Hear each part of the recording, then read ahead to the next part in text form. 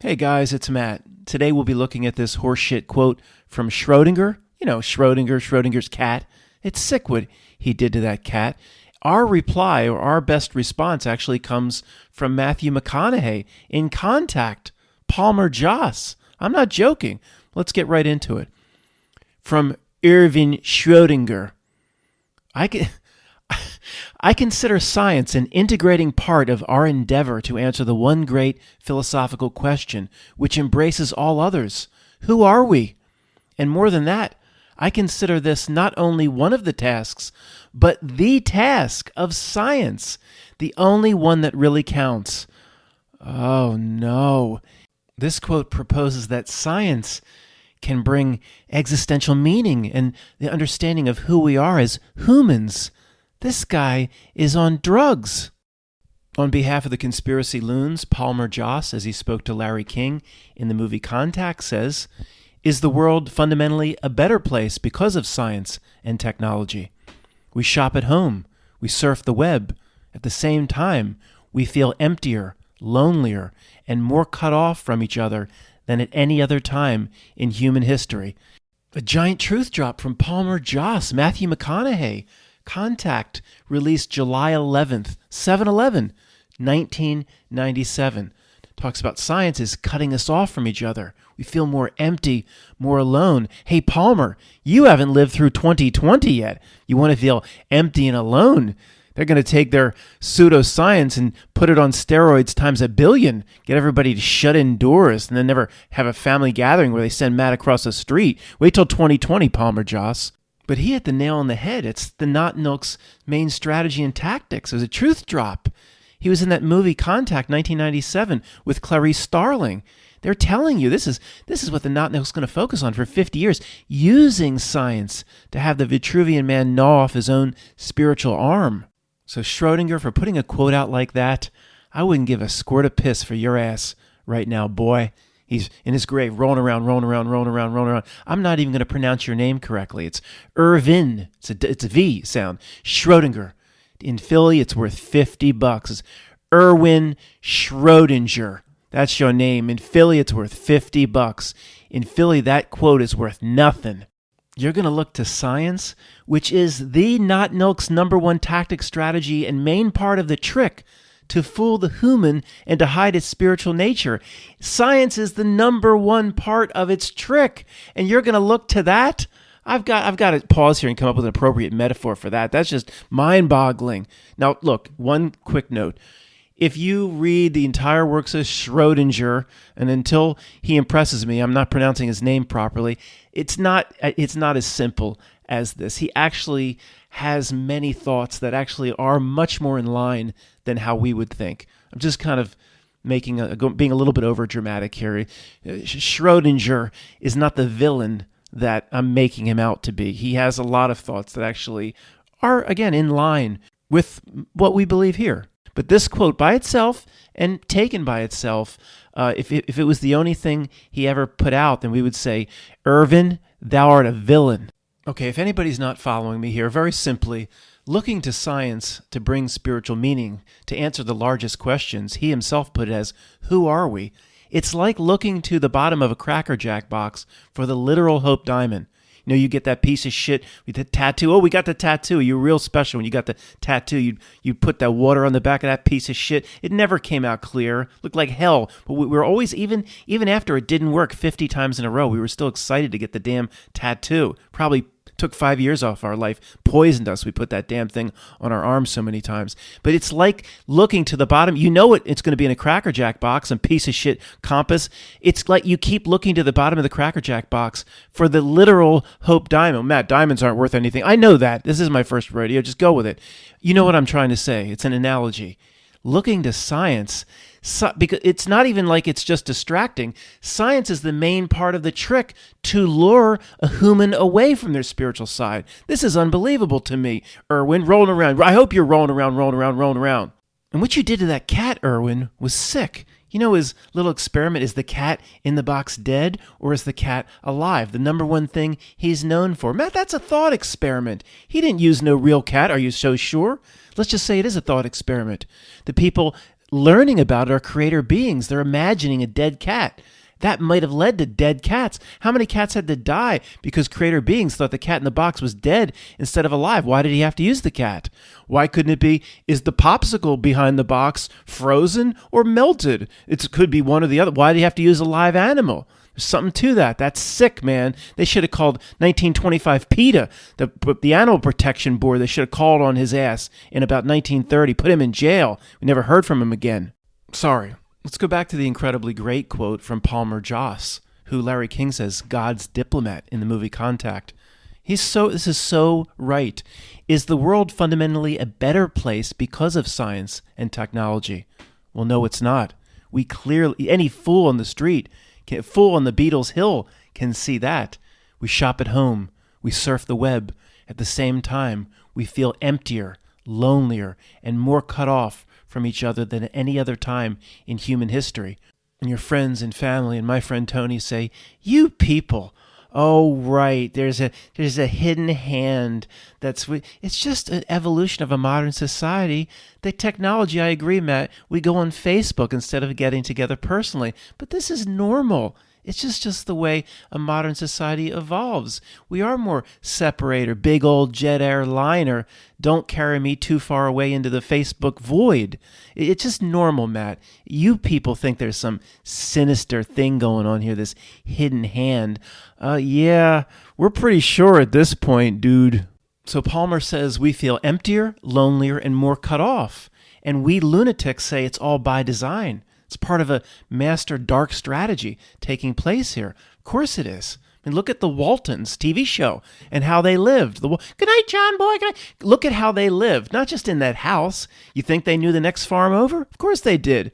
They knew everybody. John Boy probably had relationships with girls' farms all the way down the other side of the county. Everybody knew everybody. Now let's look and see how I lived on Harrison Street, south of Market, San Francisco, 1999, when I had to move into that place with my cousin on Harrison Street. Come up the elevator. Our place was just basically right there across from the elevator. There's a hallway going all the way down to the right, all the way down to the left. Matt, you must have known the guy right there next door. Nope. You must have known the person over there. Well, that was corporate housing. They put different schmucks in there. They could come and go. You never see the same person twice. Person down on the other left, 2 doors down. Did you know her? No. Did you know the next door down? No. Did you know anybody down the right? No. It was weird. Nobody knew anybody, but we all lived like you walk out, the next door was like right there. We barely saw anybody, but there were people in there. It was the opposite of the Waltons, dude. Los Angeles, 1996 to 1999. Let's see if I lived like the Waltons then. It was the Via Marisol exit of the 110 coming from Los Angeles on the way to Pasadena. You go up one side, you go up a hill, there's a bunch of condos up there. I rented from an owner. You go the other way, it's not the greatest neighborhood up back on the other side of Sepulveda Boulevard. It's not as far down as Chavez Ravine, but there's like gangs and stray dogs and shit running around down there. I didn't go down there. You just go right off Via Marisol, whatever. So I lived up there. 3rd floor. Now, I knew the guy directly across the way was like an intern or a resident, whatever you call it, at a LA County hospital. I knew him, okay? The person to the left, didn't. Next door down? Nope. Next door down, did I know him or her? Nope. The person to the right next door to me, was a Japanese woman. For a year and a half, I didn't know her name. She didn't know mine. We never spoke to each other. I guess I saw her a few times. Say, "Oh, hi, put your hand up." One time she knocks on my door. She says, "I locked myself out. Can I use your phone?" I said, "Is your sliding glass door open?" I repelled around the outside of the building, risked my life, broke in through her slider, which was open, and they just opened the door. So there you go. Didn't have any other interaction with her for a year. You'd think she'd have been more grateful, if you know it. But sorry, we didn't interact with anybody. This is a not-milk tactic, and it's doing this to everyone across the board, especially because of the me and what went down in 2020. We see that one tactic of removing what they call human from their spiritual self, or understanding that aspect exists, or understanding you're here to do things to satisfy all 3 parts, including the aspect that's not here. One way the not-milk cuts that off is by limiting human interaction, the opposite of the Waltons, families of multi-generation living in the same house, people getting together in groups. Look how hard the not-milk has worked over a 25-year period to destroy relationships. There's never been more relationships destroyed than all the fighting and bickering regarding what happened in 2020. Now, it was good at destroying relationships before that. You voted for Trump, I'm not talking to you. All the political bullshit, fights about religious ideology, etc. Now, as an end in and of itself, I don't think the Not Nil cares about people getting together or the Waltons living together. As an end in and of itself, somehow we see now, because we look at what it wants and we know the opposite is true of what it would. If it wants this, then you know what you want, or what really is true, quote true, is the opposite. So it wants people cut off from each other.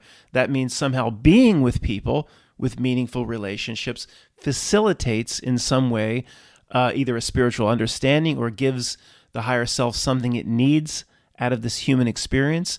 So, again, it gives itself away. It must give itself away. We're the only ones that interpret it properly. Friends and family and people like Tony just say, make excuses for it, run scripts, run downloads, and just say, Matt, there is no conspiracy.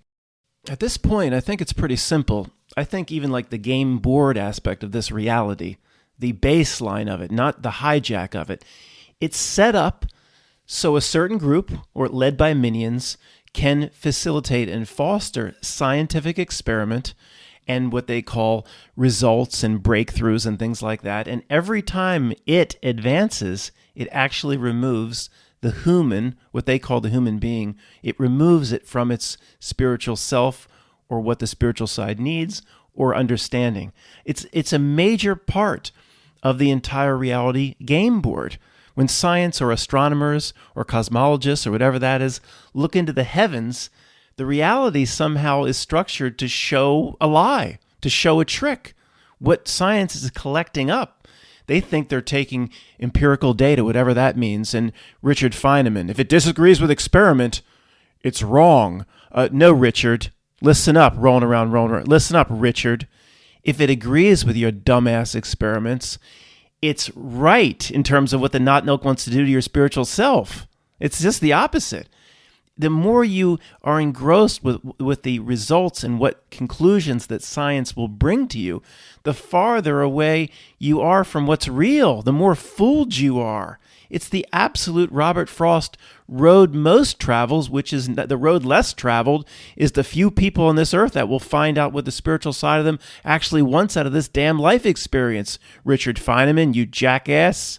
Well, wait a second, Matt. It sounds like you're saying that each major scientific experiment is not true in and of itself, but is some sort of trick to remove a real person from understanding or facilitating what its spiritual self wants. That's exactly right. Is it mince words or mix words? I don't even know. I didn't mince words. I had to go look it up. Sometimes you make like an extemporaneous presentation. And although you guys are used to me saying whatever that means, and usually when I say whenever that means, I know what it means. It's become like a running bad joke. But sometimes this shit will just come out. Like, I didn't mince words. Like, mince. I've never written that before. I've never said that. And I had to look it up. Is it mix words? It's actually true. It's mince words, like a York peppermint patty.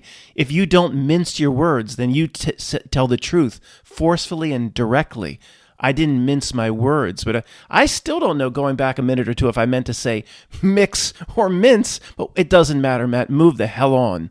Okay, so like we were saying, if somebody has a scientific breakthrough, or there is a Nobel Prize, or a new understanding about the creation of the universe that comes from CERN, or 100 years ago about the Big Bang, if there's a major scientific breakthrough from that sort of minion, we can say, thank you very much for publishing that or putting that breakthrough out, because it now tells me, without having to do anything, that the opposite is true.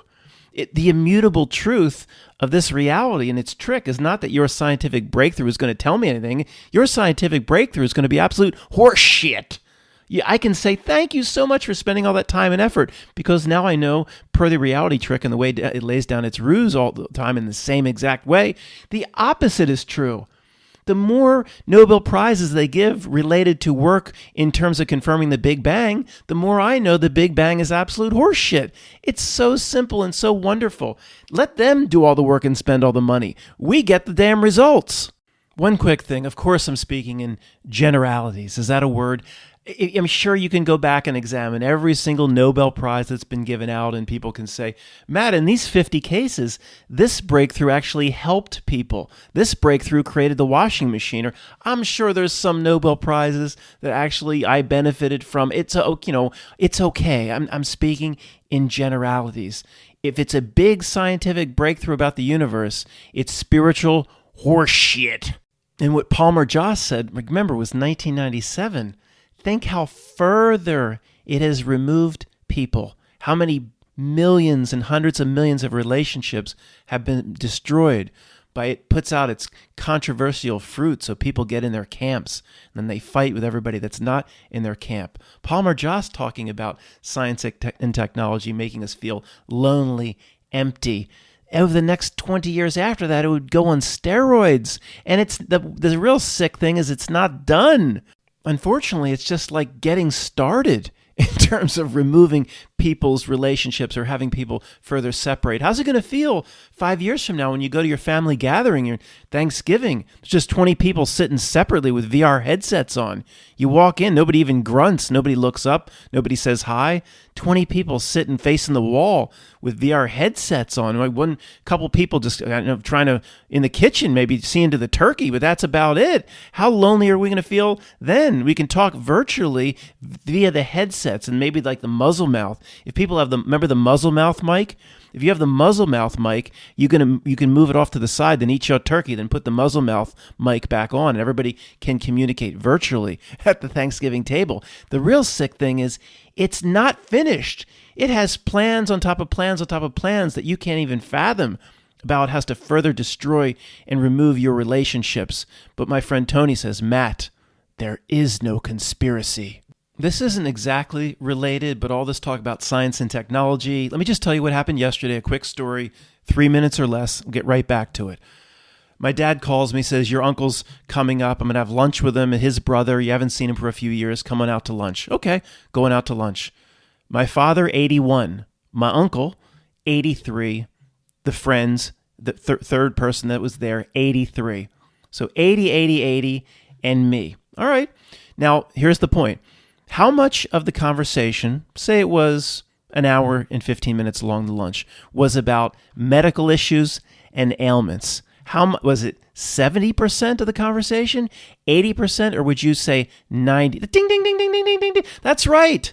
90% of the conversation was about medical issues and ailments, not so much my father and the third person that was there, but mostly about my uncle. I'm not going to give any specifics. He's like the bionic man.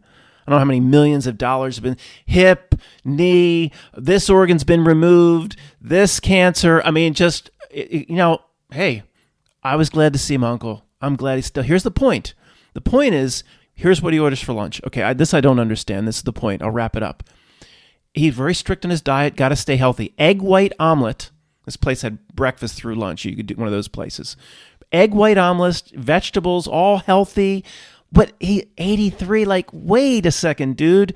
Why are you eating so well? Like, how much time do these people think they have left? Why do they want? I mean, again, everybody must fear death. We don't fear death. I don't want to go out painfully, okay? Why do they care? How much do they think they're going to live to 105, 110? If you're pushing 84, why not just have the 3-cheese omelet? At some point, kick back. I mean, why do you... It's no, Matt, he could be on special heart medic. That's the one thing that's been completely fine. It's nothing about the heart or cholesterol or anything like that. Why are you still having the egg white omelet? Is there at any point you're just going to kick back and say, fuck it, give me the corned beef and whatever? I don't understand it. How much time do they think they have? Why do they want to live so long? It's whatever. We don't fear death. I guess the rest of the world does. It kind of brings back that conversation we were having a week or two ago about if you knew the moment of your death, how the few years leading up to that would be extremely beautiful and moving, where it's like if not knowing the date of your death and always trying to extend it. Oh, I can't have this, can't drink a beer, and I can't have to take this pill, and I have to be good, I have to have the egg white omelet. Not knowing and the constant fight to extend it ruins the beauty of it to a degree. And I'm not sure exactly what I'm saying here. We'll continue with this in the future. But it always brings back, again, that Brad Pitt scene in the movie Troy, one of my favorite scenes in movie history, one of the biggest truth drops in movie history. Achilles is talking to Briseis in the tent. The gods envy us because we're having this experience, and he doesn't say it, but this is my interpretation, because we are having this experience now, and we understand death while having this experience. He says everything becomes more beautiful because, he says, any moment could be our last. Everything is more beautiful. The gods envy us. But okay, that's it. We absolutely resonate with what he's saying. But what have most people been designed to do? To relish in every single experience and smell the roses and admire the hummingbird and all this stuff because any moment could be our last. The whole mentality of what the Not Milk has done to the populace is so sick. It's the opposite of that. If you knew the date of your death, it would be that. But it's the opposite. No, extend life extension, this medical procedure. No, I can beat it with the chemo. I can survive another 5 years. No, take this pill. I can't have that beef. I can't have that drink. I can't have, and I'm not pushing any particular vice. I'm just saying in moderation, people are just in this fight to extend life.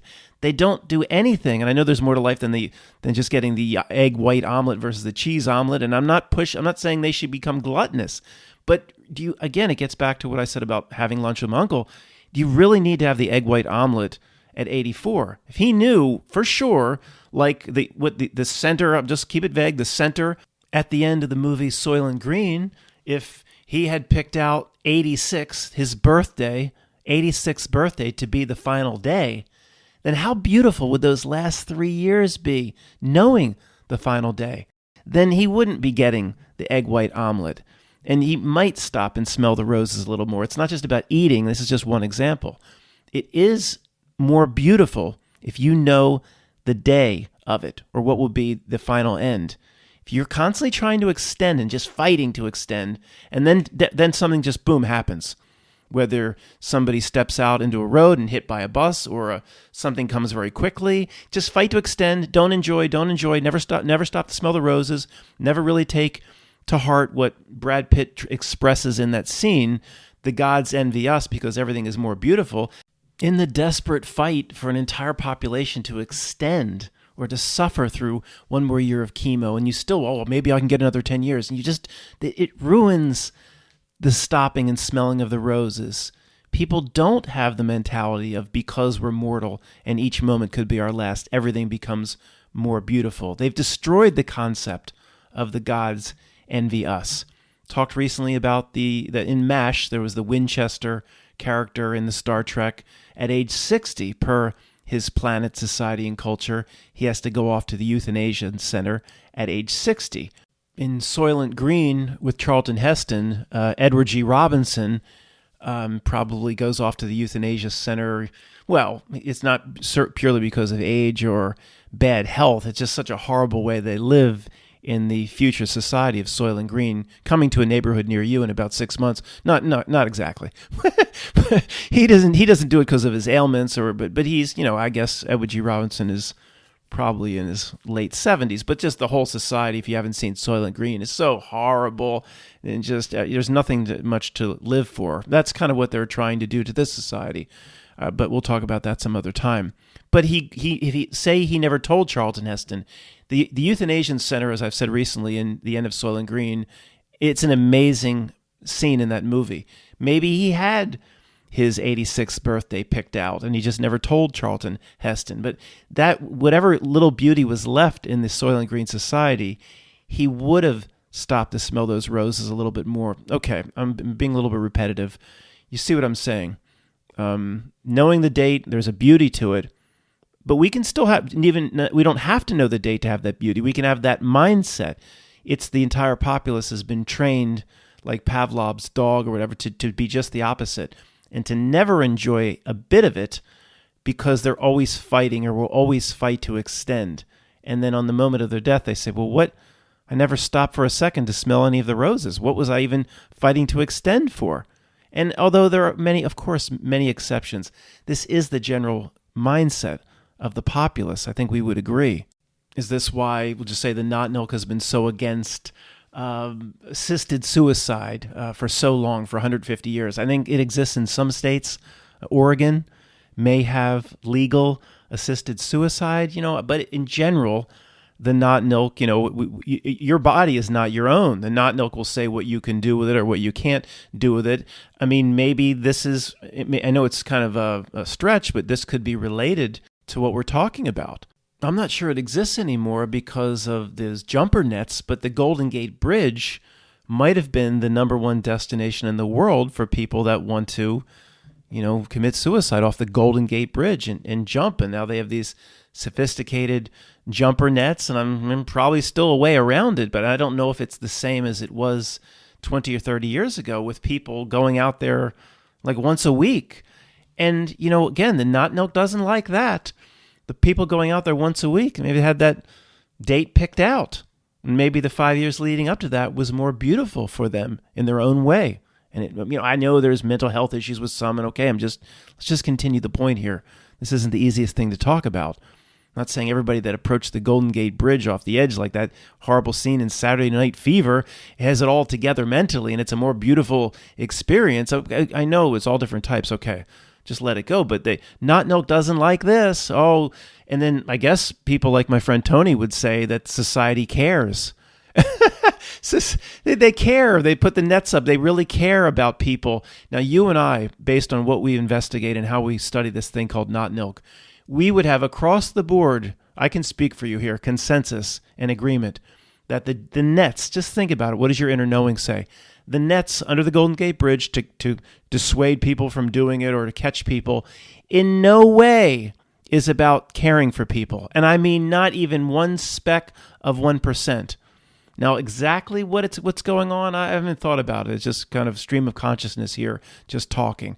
But there's no way it's because they care about people. And that's how, your best friend would kind of explain it away. They would have no other, and they would think if we have other reasons why society and culture would put these nets up under the Golden Gate Bridge so people couldn't commit suicide on the Golden Gate Bridge, of course, that we would be seen as lunatics for saying there could be any other reason than a society that cares.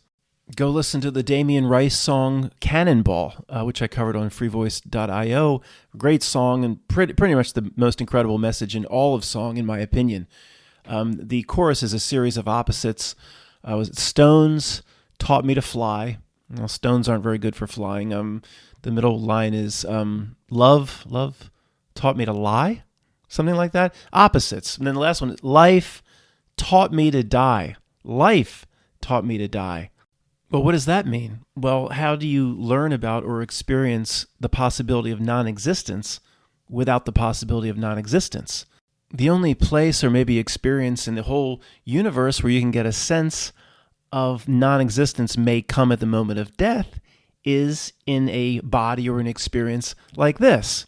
I'm not sure if this is coming out right, so we'll take the example on the other side, the ridiculous example of the spiritual classroom. Here's where you were 200,000 years ago, if that even existed. Before you were born, you attended a spiritual class. Welcome, class. We're going to learn about death and non-existence. Well, what's that?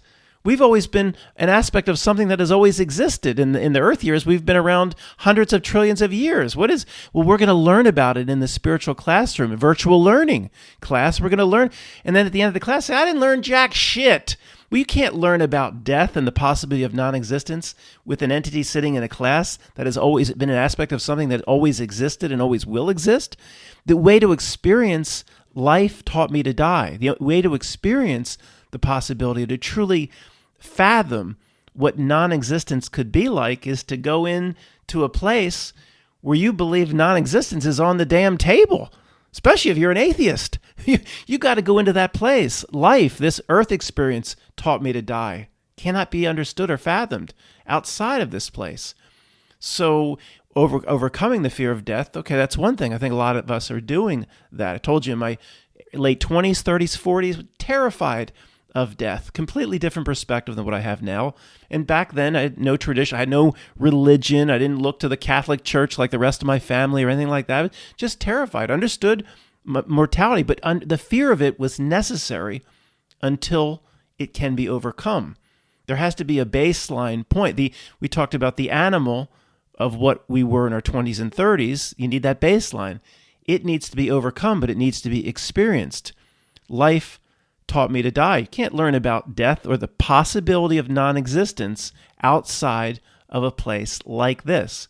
If not Earth, another maybe material or limited reality system where everything changes, where the leaf falls a beautiful gold or orange, and then within 2 weeks it's shriveled and everything goes away and nothing stays the same. Change is the God of this place. So to come full circle in what we were talking about originally, science, nothing emerges the human having the experience in the avatar body into the possibility of non-existence as well as science does. And somebody might be screaming at me now, and I can hear you saying, well, that sense, Matt, science is doing its job. Because you just said it, we probably are here to experience the possibility of non-existence. But yes, but then the not milk is hardcore pipe hitting. It doesn't then want to bring a big win home to everybody at the end. It wants people to get into the bog, which becomes quicksand, and to never get out. That is its role here, to take somebody further into the lie or the trick of science, so they never come out. So they go into their death as the atheist, believing there is nothing. Then they'll manifest that on themselves. It's playing a necessary role here, but it's not. It doesn't care for us. Again, one more time, the guy puts little snakes on his arm, and each little tiny snake bites the venom. It creates an anti-venom or a resistance to the person choosing to get bitten by the snake. The snake is still biting. The snake doesn't realize the guy's using it and it's helping. The creeps here and the minions are role players. The not milk itself wants people to be sucked further down the science abyss. And it doesn't want them to ever get out. But we, to win here, we need to see through it. Science is the biggest part of the trick.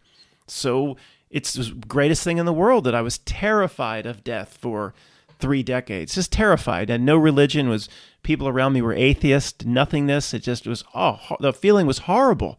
Had no understanding of 1/1,000,000th of what we understand now. But I'm so thankful for that. I remember that mindset. I remember that feeling. And for it to be overcome, you need the baseline of the comparison point. It's not a good song at all, but it's from the Tears for Fears album, very obscure album nobody's really heard of. Saturnine, Martial, and Lunatic, for the symbol of Saturn on the cover, the symbol of Mars, and the symbol of the moon on the cover. It was old songs that evolved into songs, like it's not for everybody. Like, what was the initial track for Everybody Wants to Rule the World, and what did they do with it initially? And then it became Everybody Wants to Rule the World. But there's a song, one of the worst songs on it. I like the album myself, but it is acquired taste. The Sins of Deja Vu and the Sins of Science. I don't really understand that title, but let me just go to the lyric. I must learn to protect myself from the sins of science. That's the chorus of the song. It repeats at least a few times. So what does that mean? Protect from the sins of science. And when you see an interview from Roland Orzabal of Tears for Fears or the other guy, Kurt Smith, they seem like nice guys.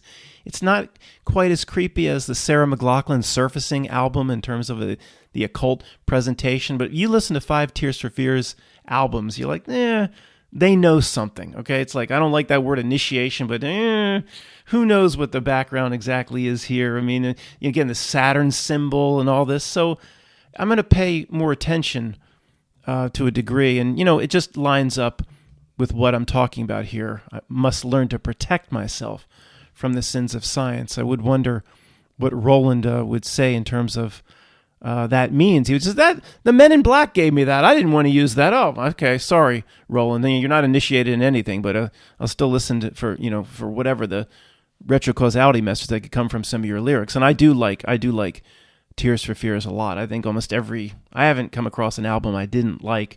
And just for fun, if anybody isn't a huge fan, the look up the acoustic performance, Mad World, Kurt Smith and his daughter, Mad World. They just sit during the lockdown. It's something, if you're interested, it would need to be seen. You can't really, it's not just listening to it isn't good enough. You need to see the interaction between him and his daughter. It's sitting on their stoop, during 2020, the lockdown. It's pretty well done. If you can see the video, you would search acoustic Kurt Smith Mad World, and you'll see the picture of him and his daughter will come right up.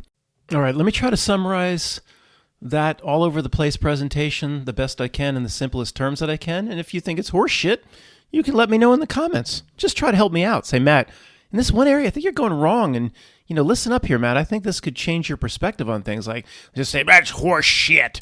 Don't let me be a little, I'm open. I'm not intransigent, dude. I can come around. I'm still believe I'm an open thinker. If the last thing I want to get is narrow, really, in my thoughts. I think that's happening to all of us. But anyway, okay, the basics. This entire reality system is false. It's an illusion of a Maya of sorts, and it's meant to facilitate a trick. Its main part, it's the same Matt, it's the same two sentences. Like that guy said, you're repeating a loop. Go graduate if you're ready to graduate. It is a loop. It is a half page. The entire reality system is false and facilitates a trick.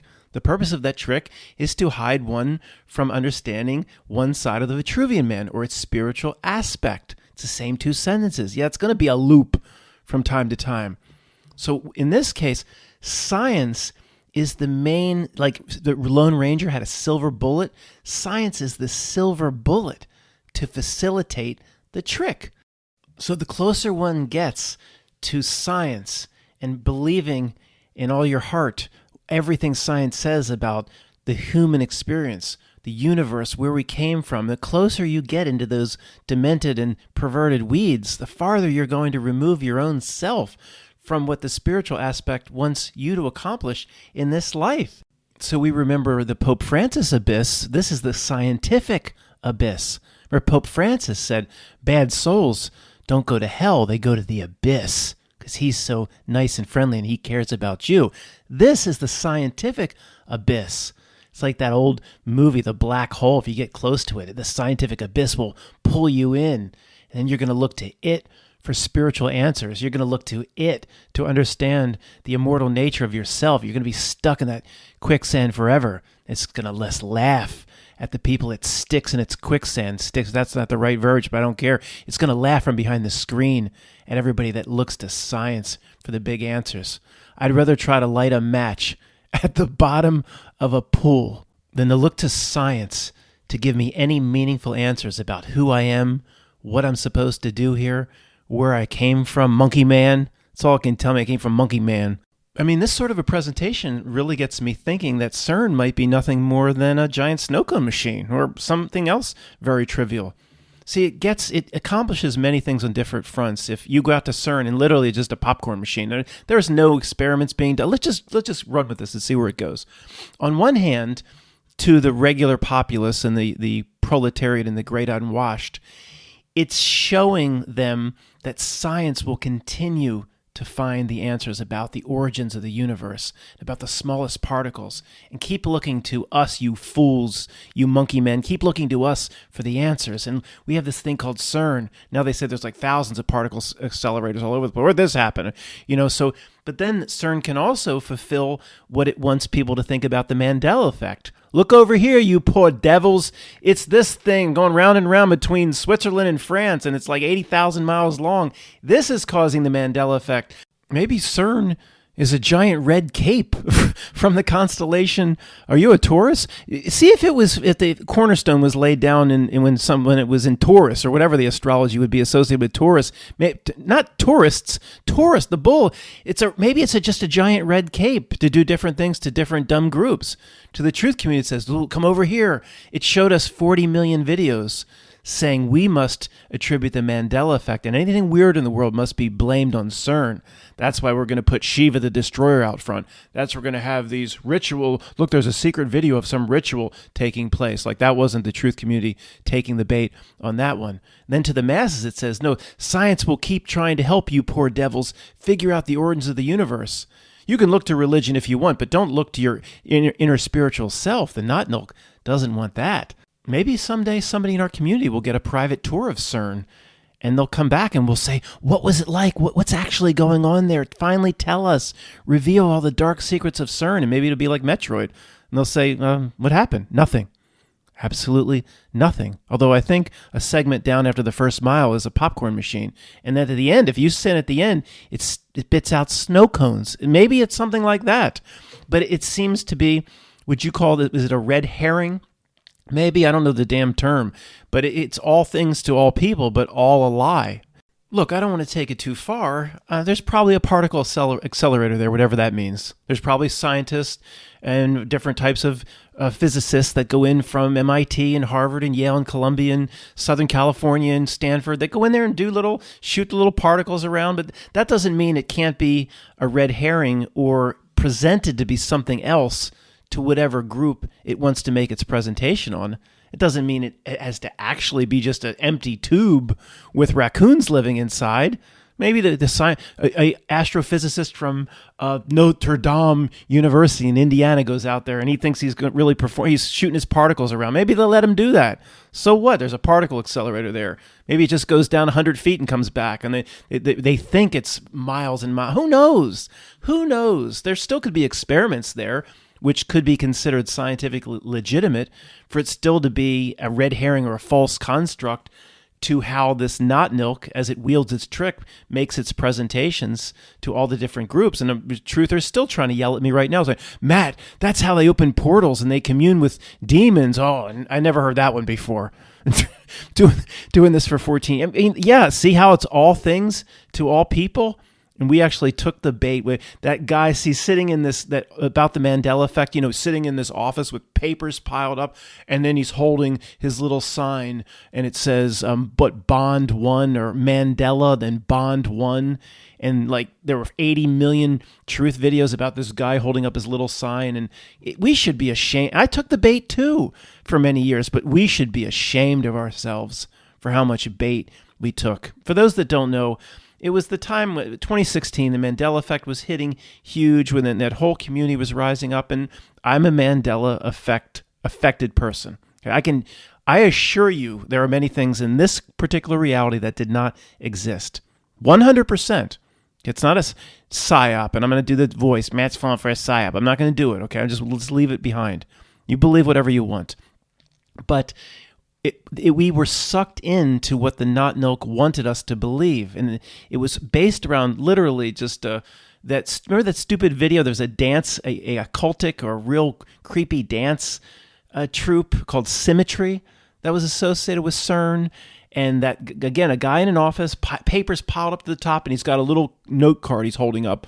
Mandela on one card, or on the same card it says Bond 1, which was it the first James Bond is something associated with the name Nelson? I don't know, but it's not Sean Connery. But anyway, we took the bait as usual, and it laughed all the way to the outer ring of reality, or the screen. Thanks for listening.